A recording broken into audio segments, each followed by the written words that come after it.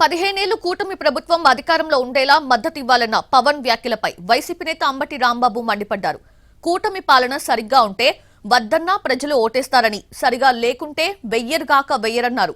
పవన్ అన్న వ్యాఖ్యలకు అంబటి కౌంటర్ ఒకసారి చూద్దాం. ఇక్కడ మనకు కనిపిస్తున్న కోనసీమ కొబ్బరి సీమ ఇది. ఒక కొబ్బరి చెట్టు మనకి ఫలం ఇవ్వాలి అంటే కనీసం 8 నుంచి 10 సంవత్సరాలు పడుతుంది. పూర్తి స్థాయిలో దాని ఫలితం చూడాలంటే కనీసం 15 సంవత్సరాలు పడుతుంది.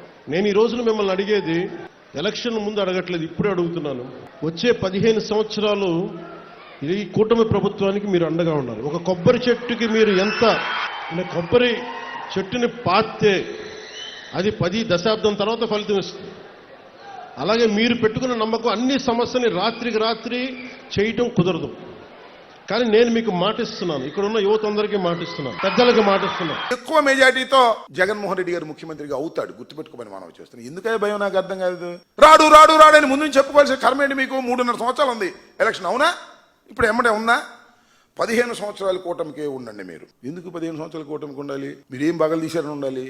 ఎందుకు ఉండాలా? తప్పుడు సాక్ష్యాలు చెప్పినందుకు ఉండాలా? కొబ్బరి తోటలో నాశనం అయిపోతుంటే అది జగన్మోహన్ రెడ్డి 2019 నుంచి వల్లే నాశనం అయిపోయింది, అప్పుడే ఉప్పు నీరు వచ్చింది, అంతకు ముందు రాలేదని చెప్పడం కోసం ఉండాలా? ఎందుకు అబద్ధాలు? క్రమంగా చేస్తే అసలు కూటమికి అండగా ఉండాలని అడగాల్సింది ఏంటంటే, కూటమి పరిపాలన బ్రహ్మాండంగా ఉంటే, కూటమి పరిపాలనలో ప్రజలు సుభిక్షంగా ఉంటే వద్దన్న ఓటేస్తారు, అవునా కాదా? కూటమి పరిపాలన సరిగా లేదు, నువ్వు కాళ్ళు పట్టుకున్నా గెడ్డం పట్టుకున్నా ఓటు వెయ్యరుగాక వెయ్యరు. 15 సంవత్సరాలు మేము కలిసి ఉంటాం, 15 సంవత్సరాలు మేము కలిసి ఉంటాం. 15 సంవత్సరాలు కాబట్టి జీవితాంతం కలిసి ఉండి ఎవడు కదన్నాడు? మాకేం అభ్యంతరం?